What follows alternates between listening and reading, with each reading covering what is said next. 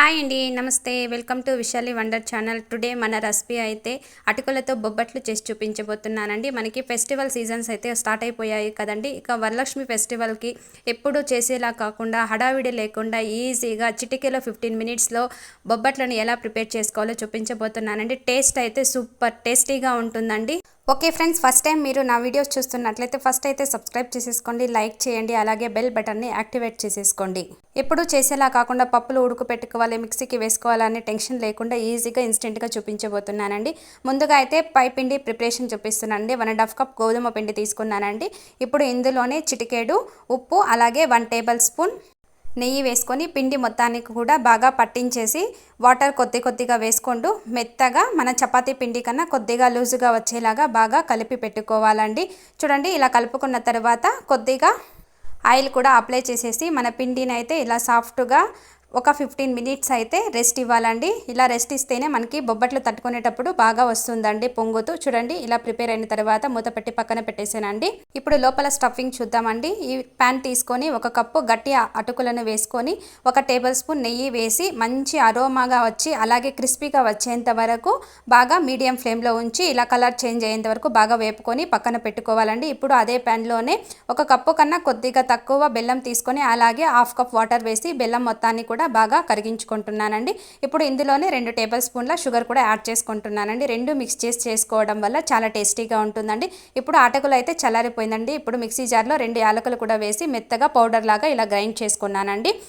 కరిగిన sugar సిరప్ని filter చేసేసి మళ్ళీ అదే ప్యాన్లోనే వేసేసుకున్నానండి. ఇప్పుడు మిక్సీ పెట్టుకున్న అటుకుల పొడిని ఇందులో వేసుకొని బాగా కలుపుకుంటున్నానండి. మనం తీసుకున్న క్వాంటిటీ అటుకులు బాగా కుక్ అవ్వడానికి కరెక్ట్గా సరిపోతుందండి బెల్లం వాటర్ క్వాంటిటీ. ఇప్పుడు ఇందులోనే బాగా కలుపుకున్న తర్వాత ఫ్రెష్గా ఉన్న కొబ్బరిని ఇలా సన్నగా తురుపుకున్నానండి. నేను 1/2 టెంకాయ తీసుకున్నానండి, సరిపోతుందండి మన క్వాంటిటీకి.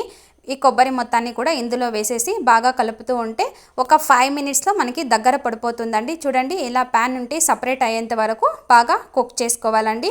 మన కొబ్బరి కూడా బాగా కుక్ అయిపోతుందండి ఇలా ఒక 5 మినిట్స్లోనే మనకి. చూడండి, ఇలా ప్యాన్ నుండి సపరేట్ అయితే మనకి కన్సిస్టెన్సీ అనేది పర్ఫెక్ట్గా ప్రిపేర్ అయినట్లేనండి.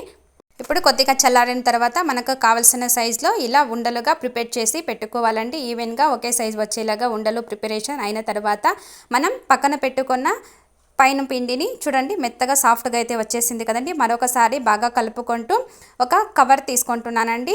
కవర్ తీసుకొని ఆయిల్ అప్లై చేసి పిండి మనకి ఎంత కావాలో అంత తీసుకున్న తర్వాత కొద్దిగా స్ప్రెడ్ చేసుకొని మనం పూర్ణాన్ని ఇందులో స్టఫింగ్ చేసి బయట కనపడకుండా పూర్తిగా క్లోజ్ చేసేసుకొని ఆయిల్ అప్లై చేసుకొని మన బొబ్బట్లు మామూలుగా ఎలా చేసుకుంటామో అలాగే ప్రెస్ చేసేసుకోవాలండి. చాలా అంటే చాలా పలచటిగా వస్తుందండి. టేస్ట్ మాత్రం చాలా బాగుంటుందండి.